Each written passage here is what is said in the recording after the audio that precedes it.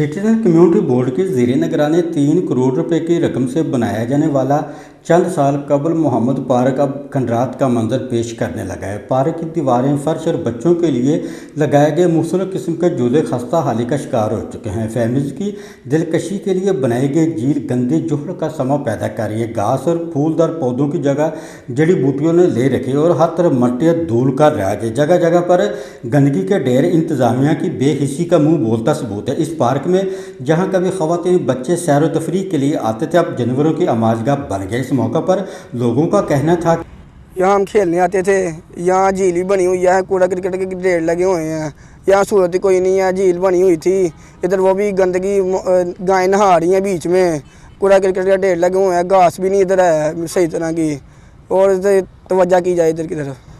शहर भर की तफरीह गाहों को तबाही से बचाया जाए, पार्कों पर तवज्जो देकर अवाम के काबिल बनाया जाए।